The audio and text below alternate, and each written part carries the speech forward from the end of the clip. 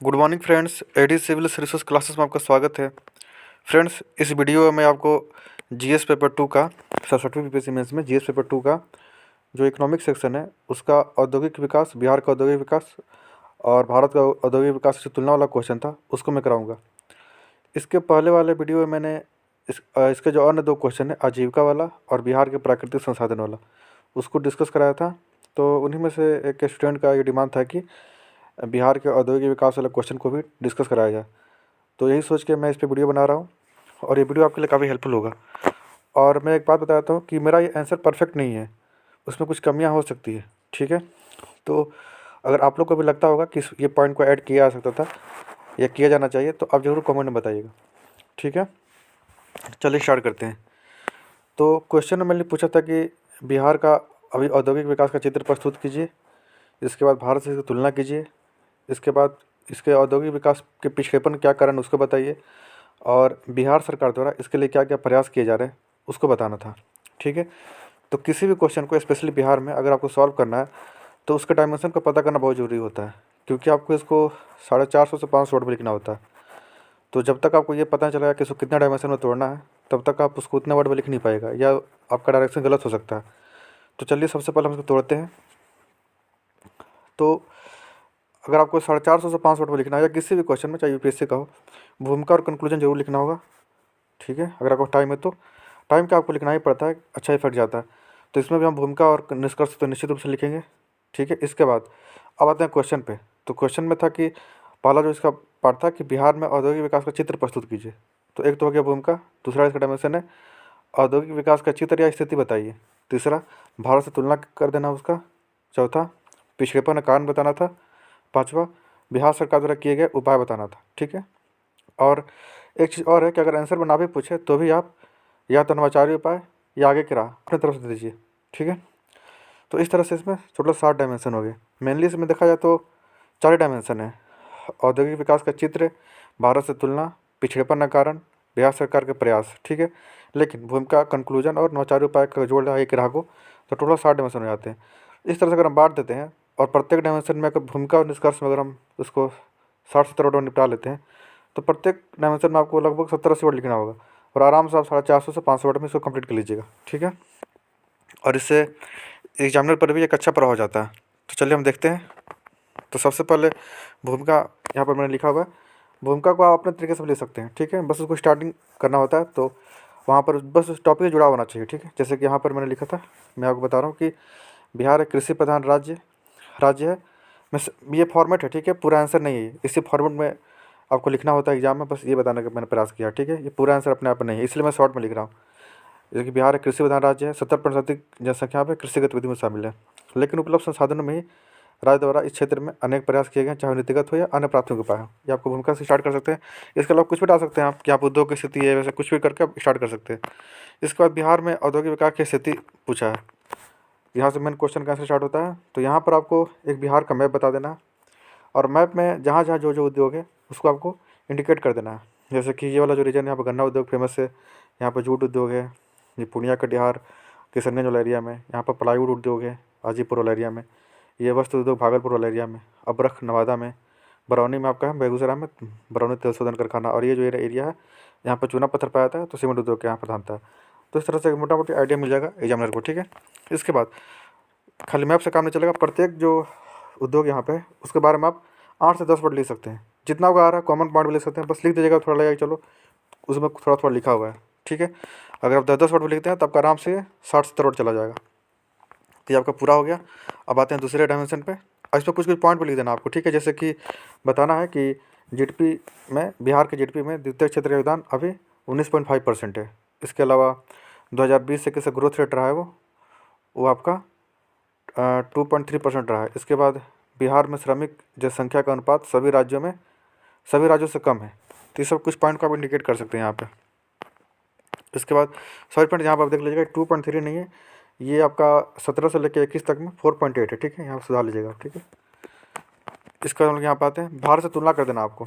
तो भारत से तुलना में एक तरफ भारत दिखा दीजिए, एक तरफ बिहार। तो सबसे पहले यहाँ पे दिखाते हैं जीडीपी में उद्योग क्षेत्र के दान बिहार में भारत स्तर पे कितना है 29% है, बिहार में है 19.5। इसके अलावा ग्रोथ रेट दिखा दीजिए, 20-21 में नकारात्मक रहा था कोविड के कारण, फिर 21-22 में 11%। और बिहार में समग्र रूप से दिया था इकोनॉमिक सर्वे में कि ये 17 से लेके 21 तक में 4.8% रहा। उसी को मैंने बताया वहाँ पे कि उसको 4.8 कर लीजिएगा। इसके बाद पूरे इंडिया में अगर स्टार्टअप देखा जाए तो अभी 50,000 प्लस स्टार्टअप है इंडिया में, ठीक है। लेकिन बिहार में देखा जाए तो बिहार में लगभग 200 के अराउंड ही है।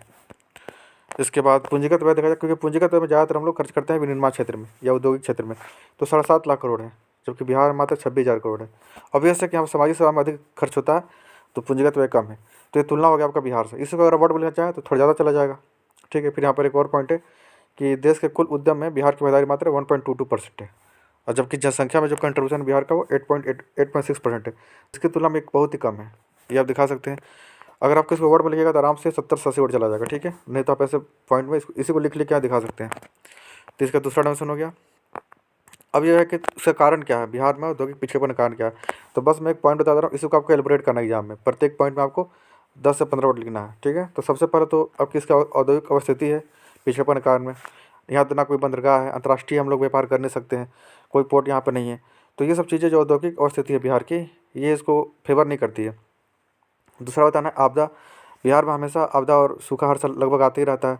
उत्तरी बिहार के लगभग 28 जिले प्रभावित रहते हैं बाढ़ से। तो ये भी एक बहुत बड़ा कारण है बिहार की इकोनॉमिक ग्रोथ में, या कह सकते हैं कि सेकेंडरी सेक्टर के ग्रोथ में योगदान में। क्योंकि उस क्षेत्र में हम कैसे उद्योग को लगा सकते हैं जहाँ हमेशा बाढ़ और सूखा की स्थिति हो। प्लस में यहाँ पर एक और कारण है कृषि भूमि की अधिकता। यहाँ पर जरूर मिट्टी लगभग 90% है, और कृषि भूमि को हटाकर उद्योग लगाया जाएगा तो ये इन्वायरमेंट के लिए भी सही नहीं है और वैसे भी सही नहीं है फूड सिक्योरिटी के लिए भी। तो इसीलिए यहाँ पर उद्योग धंधे उस स्तर पर नहीं लगाए जा सकते हैं, क्योंकि यहाँ पर जो भूमि काफ़ी उपजाऊ है तो उसका यूज हम लोग एग्रीकल्चर प्रोडक्शन के उत्पादन में कर लेते हैं, ठीक है। तो ये भी एक बड़ा कारण है उद्योग धंधे ना साबित हो पाने के। प्लस में गरीबी यहाँ पर है। अभी जो नीति आयोग का रिपोर्ट आया था मल्टी डायमेंशनल इंडेक्स में बिहार की जो स्थिति है, लगभग 52% लोग यहाँ पर गरीबी रेखा से नीचे है। तो ये बहुत बड़ा फैक्टर है। लोगों के पास पूंजी के लिए निवेश नहीं है, निवेश के लिए पूंजी नहीं है, तो कैसे स्टार्टअप वगैरह स्टार्ट करेंगे वो। प्लस प्रति व्यक्ति आय बहुत कम है। जो बिहार की जो प्रति व्यक्ति आय है वो इंडिया में 1/3 है, ठीक है। भारत में सबसे कम है और भारत का राष्ट्रीय औसत से 1/3 है। तो ये कारण है, लोगों को इतना पैसा नहीं होता कि अपने बेसिक चीज़ों की नीड की आवश्यकता के अलावा और कुछ कर पाए, तो निवेश नहीं कर पाते वो, ठीक है। प्लस में लाल फीताशाही है। लाल फीताशाही बहुत बड़ा समस्या यहाँ पे है। कोई भी उद्योग यहाँ पे स्थापित होता है तो वहाँ पर बहुत सारे उसको क्लियरेंस लेने पड़ते हैं, तो उस स्थिति में कोई उद्योग यहाँ आना ही नहीं चाहता। हालांकि ये बहुत हद तक सुधरा है इधर, लेकिन जो इमेज बनी है बिहार की पिछले कुछ 15-20 साल में, तो इस कारण से कहीं ना कहीं इसका इम्पैक्ट अभी भी पड़ रहा है, ठीक है। प्लस भूमि प्रबंधन है। अगर उद्योग स्थापित करना भी है तो भूमि को मैनेज करना बहुत ही बड़ी समस्या है, क्योंकि यहाँ पर जो लैंड है वो काफ़ी फ्रैगमेंट है, ठीक है। आपको पता होना चाहिए 1.8 हेक्टेयर पर व्यक्ति यहाँ पर है कृषि भूमि। इस कारण से जो लैंड इतना कम है तो बड़ा लैंड को एक्वायर करने के लिए बहुत सारे लोगों से मैनेज करना पड़ता है, बहुत से लोगों से बात करना पड़ता है, तो एक समस्या आ जाती है भूमि प्रबंधन में। इसलिए यहाँ पर उद्योग की स्थापना करने में बहुत बड़ी समस्या आ जाती है। तो इसी चीज़ को आपको एलोबरेट करके लिखना है, ठीक है। लगभग 100 वर्ड में चला जाएगा आपका, इस कारण को अगर आप अच्छे से लिखिएगा तो ये हो गया। फिर प्रयास, तो बिहार सरकार क्या प्रयास करिए, जितना प्रयास करिए बिहार सरकार सबको लिख देना है यहाँ पे। तो यहाँ पर आपको बताना है कि बिहार स्टार्टअप नीति लाई गई थी 2017 में। फिर स्टार्टअप फंड बनाया गया था 500 करोड़ का। मुख्यमंत्री महिला उद्यमी योजना, स्टार्टअप को बढ़ावा देने के लिए महिलाओं में। खनिज से राजस्व का संग्रहण काफ़ी बड़ा है पहले से। एथेनॉल का इकाई स्थापित की गई है जो कि यहाँ पर रोजगार देने में काफ़ी महत्वपूर्ण भूमिका निभा सकती है। इसके अलावा निवेश को बढ़ावा दिया जा रहा है। बीएडा प्लस राज्य सरकार की सहायता से औद्योगिक क्षेत्र में 2000 करोड़ का लगभग निवेश किया गया है। इसके अलावा औद्योगिक इकाई के कर्ज में सब्सिडी, जो उनका जो कर्ज है जो भी औद्योगिक इकाई यहाँ पर स्थापित है उसमें बिहार सरकार सब्सिडी दे रही है। इसके अलावा बिहार औद्योगिक निवेश प्रोत्साहन नीति 2022 को लाया गया है, ठीक है। इसके अलावा जीविका योजना है, वो लघु उद्योग के लिए काफ़ी अच्छा है। वो लघु क्या, उसके लिए छोटा उद्योग है, मतलब पारंपरिक उद्योग जो महिलाएं जो काम करती है। ये आपको क्वेश्चन में उसी को मैंने कराया भी था।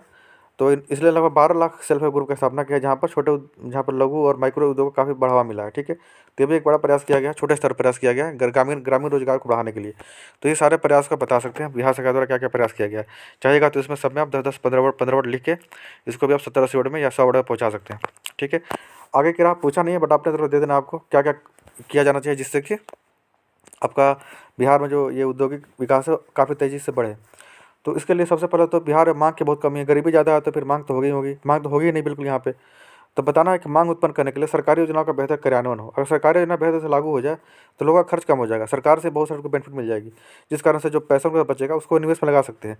तो बिहार में भ्रष्टाचार की बहुत बड़ी समस्या आप लोग इससे परिचित होंगे ही। तो ये समस्या है, अगर इसको ख़त्म कर लिया जाएगा और योजनाओं को सही से लागू किया जाएगा तो मांग का जो समस्या है वो खत्म हो जाता है बिहार में काफ़ी हद तक। और ये प्रॉब्लम केवल ये प्रॉब्लम केवल बिहार के लिए नहीं है, भारत के स्तर पर भी है। वहाँ पर भी मांग मुझे कमी, उसका एक बड़ा कारण है कि सही से इंप्लीमेंट नहीं किया जा रहा योजनाओं को, ठीक है। परचेजिंग पावर उतना है नहीं, दूसरा है कि सिंगल विंडो क्लियरेंस की व्यवस्था, वही लाल फीता स्याही को कम करने के लिए। इसके अलावा ई कॉमर्स प्लेटफॉर्म के जरिए लोकल ब्रांड को बढ़ावा। बिहार में आपको पता है कि कोई बड़ा बड़ा ब्रांड यहाँ पर नहीं है, तो लोकल ब्रांड जो यहाँ पर जो बन रहा है, जैसे कि जीविका के माध्यम से बहुत सारे छोटे उद्योग जो बन रहे हैं, जैसे कि आप लिज्जत पार्क के नाम से नहीं होएगा, वो लोकल ब्रांड था लेकिन अब ये राष्ट्रीय तरफ पहुँचा हुआ। तो उस तरह का कोई चीज़, कोई प्रोडक्ट अगर गाँव के लेवल पर शुरू हो रहा है और उसको अगर ब्रांडिंग किया जाए ई कॉमर्स प्लेटफॉर्म पे, ठीक है, क्योंकि वहाँ पर अधिक लोग जुड़े हुए हैं, तो उसका डिमांड बढ़ेगा बिहार के स्तर पे, राष्ट्रीय स्तर पे। तो वहाँ से वो काफ़ी हद तक वो फेमस हो जाएगा वो, और वहाँ से उसका उद्योग के विकास होने की काफ़ी संभावना, या स्टार्टअप में कन्वर्ट होने की संभावना उसकी बढ़ जाती है। ठीक है, ये उपाय बताना है आपको। फिर बताना है कि जो इंजीनियरिंग मानक में सुधार करना है और समीक्षा क्या है। अभी पता है कि लगभग 80% जो ग्रेजुएट है इंजीनियरिंग, उनमें योग्यता नहीं होती है नौकरी प्राप्त करने के उद्योग के अनुसार। ये कई रिपोर्ट बता चुका है। तो कहीं ना कहीं जो अभी जो मानक है, शिक्षा का जो पैमाना अभी है इंजीनियरिंग कॉलेज में, उसको सुधार कर सकता है। और ये प्रॉब्लम तो राष्ट्रीय स्तर पर भी है, बिहार के स्तर में तो और ज़्यादा समस्या है, तो इसको भी सुधारने की आवश्यकता है, ताकि जो भी ग्रेजुएट निकलते हैं इंजीनियरिंग ग्रेजुएट, उनको आसानी से नौकरी मिल पाए, और वही ग्रेजुएट आगे जाकर स्टार्टअप में या अन्य क्षेत्र में योगदान दे सकते हैं अपना। ये बताना आपको उपाय। प्लस में कृषि उद्योग को बढ़ावा देने के लिए प्रयास करना चाहिए, क्योंकि जो आपको पता है कि बिहार में कृषि जनसंख्या अधिक है, कृषि को हम लोग नकार नहीं सकते हैं। तो जो आवश्यकता है इस चीज़ के, कृषि उद्योग को बढ़ावा दिया जाए, स्पेशली जो ट्रैक्टर हार्वेस्टर जो हम लोग बाहर से निर्यात करते हैं, यहीं पर उत्पादन किया जाए, डिमांड यहीं पर उसका है ऑलरेडी। इसके अलावा कृषि प्रसंस्करण उद्योग, ये सबसे बड़ा उद्योग है बिहार में, जो कि रोजगार पैदा कर सकता है।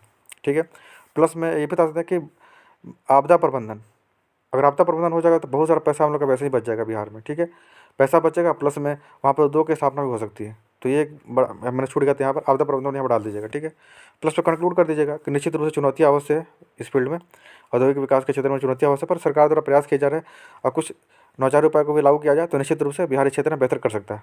ठीक है फ्रेंड्स, इस तरह से मैंने आपको पूरा ये बताया फॉर्मेट, और इसी फॉर्मेट पर अगर आप लिखिएगा तो बेहतर मार्क्स आ सकते हैं। और अपने आप में ये ऐसा नहीं कि परफेक्ट आंसर है, इसमें बहुत से सुधार की गुंजाइश भी है। अगर आपको लगता है कि कहाँ पर और क्या आपका पॉइंट ऐड किया जाना चाहिए, आप लोग जरूर बताइएगा। ठीक है फ्रेंड्स, तो आई होप ये वीडियो आपके लिए काफ़ी हेल्पफुल रहा होगा। मिलते हैं अपने अगले वीडियो में। धन्यवाद।